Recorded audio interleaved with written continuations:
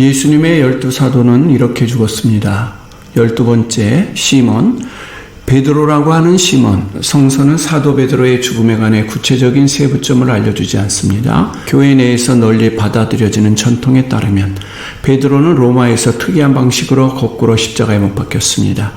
이 전통은 베드로가 사형 선고를 받았을 때 거꾸로 된 십자가에 못 박혀 달라고 요청했다는 것을 암시합니다. 그가 요청한 이유는 예수님을 부인했다는 사실을 인정했기 때문이며 마태복음 26장을 인용하면서 자신은 죽음과 같은 방식으로 죽을 자격이 없다고 믿었습니다.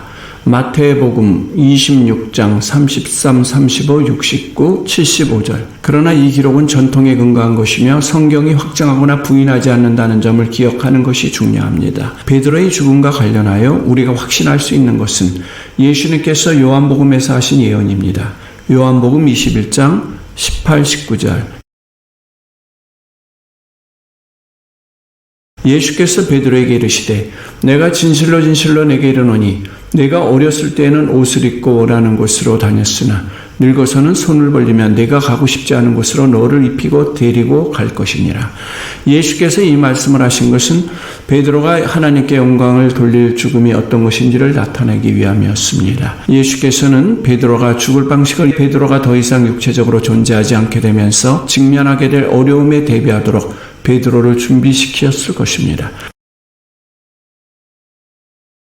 예수께서는 베드로에게 과거에는 마음대로 오고 갈 자유가 있었다는 점을 상기시켜 주셨습니다. 그러나 더 이상 그럴 수 없는 때가 다가오고 있었습니다. 당신이 늙었을 때라는 문구가 반드시 베드로가 늙을 것이라는 의미는 아니라는 점에 유의하는 것이 중요합니다. 사실 고대 저술가들에 따르면 베드로는 예수의 예언이 있은 지 약 34년 후에 죽임을 당했으며 당시 그의 정확한 나이는 알려져 있지 않았습니다.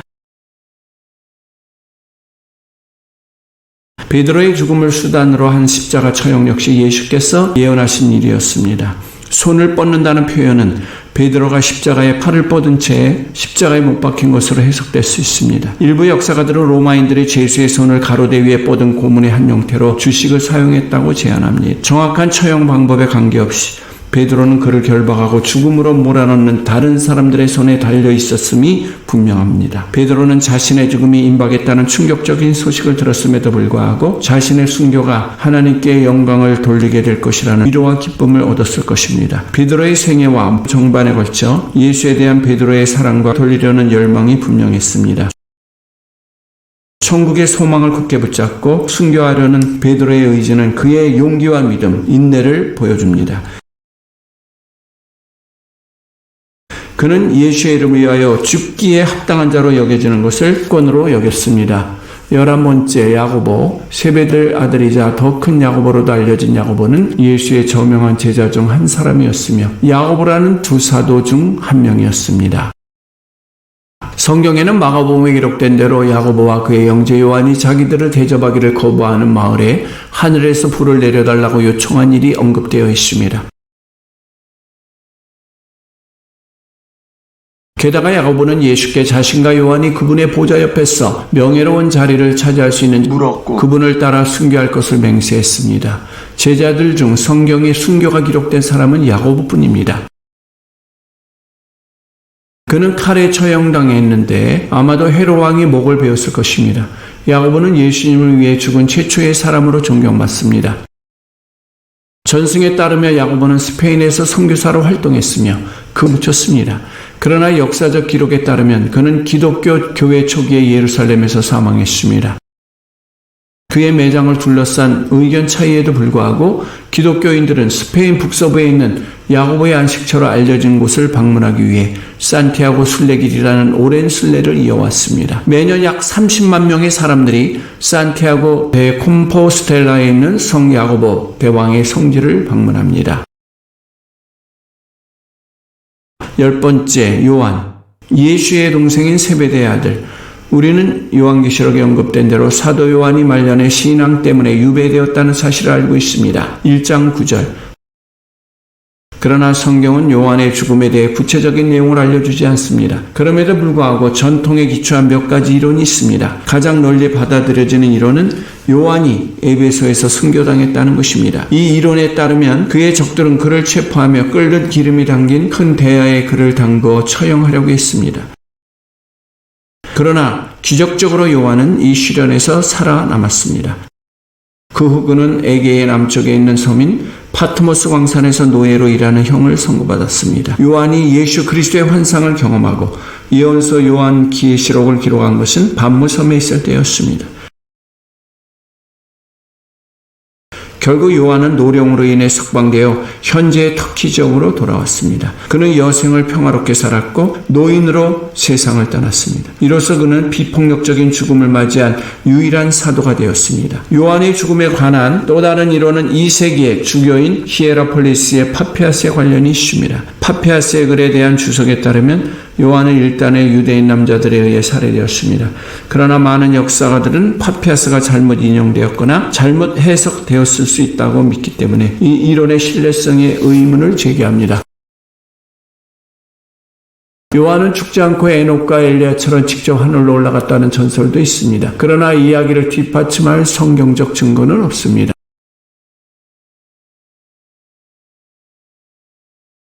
궁극적으로 요한의 죽음에 대한 구체적인 세부사항은 중요하지 않습니다. 중요한 것은 그가 그리스도에 대한 자신의 믿음을 두려움 없이 선포했고 그것을 위해 기꺼이 죽겠다는 사실입니다. 누가복음 9장 26절은 요한이 자신의 구원자를 부끄러워하지 않고 예수께 헌신한 것을 강조합니다. 요한은 예수님의 부활이 진리를 이해하고 믿음을 버리기에는 기꺼이 자신의 생명을 희생하고자 했습니다. 이 확고한 신념은 요한이 남긴 유산의 중요성을 강조합니다. 9번째, 안드레. 안드레는 시몬 베드로의 형제이자 어부였으며 예수님께서 베드로를 선교도로 부르신 첫 번째 제자였습니다. 그는 세 제자의 내부 집단에 속하지는 않았지만 예수와 긴밀한 관계를 갖고 있었습니다. 안드레는 예수님을 따르기 전에 예수님의 사촌인 세례 요한의 제자였습니다. 베드로에게 예수를 소개하고 그가 메시아라고 선언한 사람은 안드레였습니다. 비록 베드로가 종종 이러한 인정을 받는 것으로 알려져 있음에도 불구하고 말입니다. 성경 전반에 걸쳐 안드레는 종종 자신의 형인 베드로보다 부차적인 역할을 맡았는데 그 이유는 아마도 나이가 어리거나 덜 중요하다고 여겨졌기 때문일 것입니다.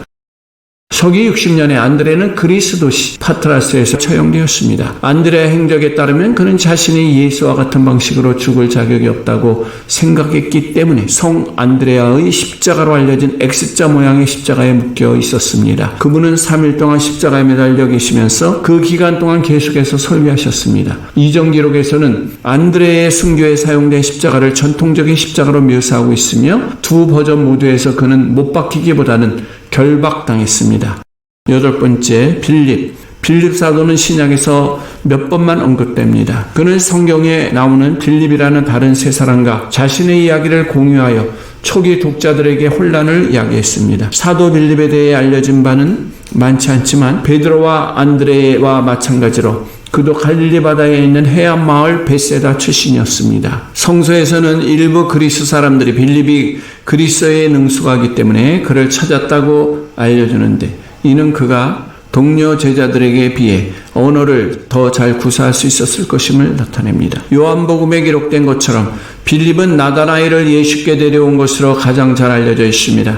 이 기록에서 예수께서는 5,000명의 군중을 먹이기 위해 빵을 어디서 살 수 있는지 물으시면서 빌립을 시험하십니다. 성경 뒷부분에서 빌립은 예수께 아버지 하나님을 그들에게 나타내달라고 요청합니다.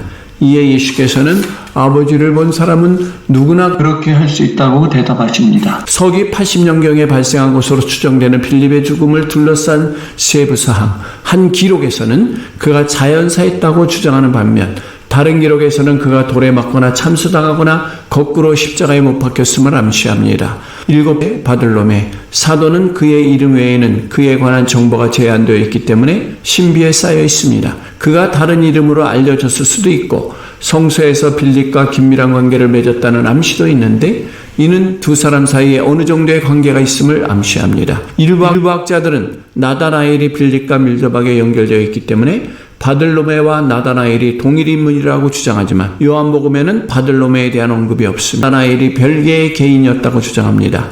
대부분의 다른 사도들과 마찬가지로 순교한 것으로 여겨지지만 그의 죽음에 대한 기록은 다양합니다. 가장 인기 있고 소름 끼치는 버전은 가죽이 벗겨진 후 참수되었다고 주장합니다. 바들로메의 죽음에 대해 예술적인 묘사는 종종 그가 벗겨지는 칼을 들고 있거나 자신의 가죽을 입고 있는 모습을 묘사하며 그의 순교의 잔인함을 강조합니다. 다른 기록에 따르면 그는 구타를 당하고 거꾸로 십자가에 못 박혔으며 살아있는 동안 끌어내려진 다음 가죽을 벗기고 참수당했거나 의식을 잃은 채 구타를 당하고 참수되기 전에 바다에 던져졌다고 합니다. 죽음에 대한 구체적인 내용은 서로 상반되는 이야기로 불분명하지만 그가 자연적인 원인이나 노령으로 죽은 것이 아니라는 것은 분명합니다. 정확한 세부사항에 관계없이 그가 이 세상을 떠난 것은 끔찍한 시련이었다고 믿어집니다. 6번째, 마태. 레위라고도 알려진 이 사람은 1세기 유대교의 세리였습니다. 그의 직업은 동료 유대인들로부터 로마를 위해 돈을 모으는 일이었는데 이는 로마의 이스라엘 점령을 상징한다는 이유로 큰 비난과 멸시를 받았습니다. 그러나 예수께서 마태를 제자 중 한 사람으로 부르셨을 때 이는 하나님께서 그분의 일을 수행하기 위해 각계가 심지어 일반적으로 외비인으로 간주된 사람들까지도 선택하신다는 것을 보여주었습니다. 마태는 성경에서 7번만 언급되었음에도 불구하고 가장 잘 알려진 제자 중 한 사람으로 널리 알려져 있습니다.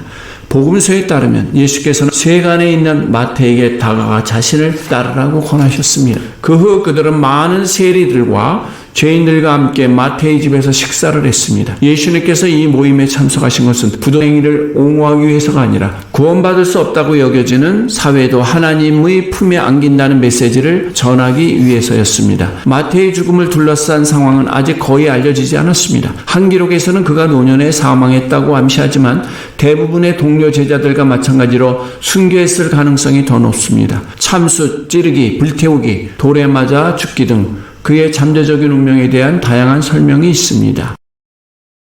5번째, 도마 사도는 성경에 광범위하게 언급되어 있지 않으며 그의 삶에 대한 정보는 단편적이고 불분명합니다. 그러나 그는 의심하는 도마라는 별명을 얻게 된 유명한 사건으로 이어진 그의 회의적인 태도로 인해 인정을 받았습니다. 요한복음에서 도마는 예수님이 십자가에 못 박히실 때 입은 상처를 보고 만지는 확실한 증거가 필요하다고 말하면서 예수님의 부활에 대해 의심을 표명했습니다.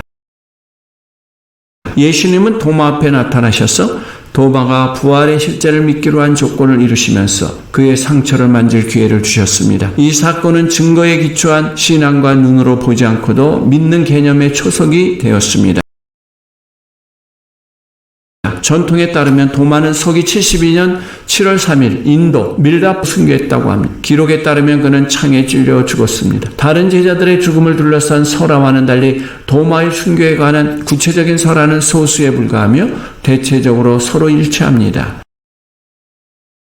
4번째, 야고보. 알페오의 아들 야고보는 성서시대의 비교적 흔한 이름이었습니다. 사도들의 명단에만 언급되어 있지만 그의 이름이 야고보이고 그의 아버지의 이름이 알페오였다는 것 외에는 그에 대해 확실히 알려진 바가 거의 없습니다. 다양한 추측에도 불구하고 그 어느 것도 사실로 입증될 수 없습니다. 더욱 혼란스러운 점은 알페오의 아들 야고보가 세베대의 아들 야고보와 별개의 인물이었다는 점입니다. 더욱이 성서에는 야고보라는 이름을 가진 사람이 2명 더 있는데 예수의 형제인 의인 야고보와 작은 야고보입니다. 둘 중 한 사람이 알페오의 아들 야고보와 같은 사람인지는 아직 확실하지 않습니다. 초대교회도 이러한 혼란에 시달렸습니다. 명확성이 부족하기 때문에 알페오의 아들 야고보가 어떻게 죽었는지 알아내기는 어렵습니다. 예수의 동생 야고보는 성전 꼭대기에서 연하고 맞고 돌에 맞아 죽은 잔인한 최후를 맞았습니다. 한 기록에서는 알페오의 아들 야고보가 이집트에서 설교를 하던 중에 십자가에 처형되었다고 전하고 또 다른 기록에서는 그가 예루살렘에서 돌에 맞아 죽었다고 합니다. 정확한 정황을 떠나 사도 야고보가 순교했을 가능성이 높습니다. 한 기록에 따르면 그의 유해는 1665년 베이루트에서 로마로 옮겨져 성베드로 대성당 지하실에 안치되었으며 그곳에서 그의 무덤은 열심당원 시몬과 공유되었습니다. 또 다른 이야기에 따르면 유다의 유해는 구르티스탄의 아르메니아 수도원에 보존되어 적어도 15세기 중반까지 보관되어 있다고 합니다. 유다 다데오라는 문구가 새겨진 낙골당이 이스라엘 계곡에서 표시되지 않은 여러 낙골당과 함께 발견되었습니다. 해당 장소의 연대에 따르면 그것은 잠재적으로 2세기 이전으로 거슬러 올라가는 유다의 매장지일 수 있음을 나타냅니다. 번째 시몬, 열심당원 시몬은 그의 생애에 대한 더 이상의 세부 사항이 없이 사도들의 명단에만 언급되어 있습니다. 그의 별명이 열심당 의미는 여전히 불확실합니다. 한 가지 가능성은 그가 혁명을 추구하는 것으로 알려진 유대 종파이자 메시아 인물의 열심당과 관련이 있다는 것입니다.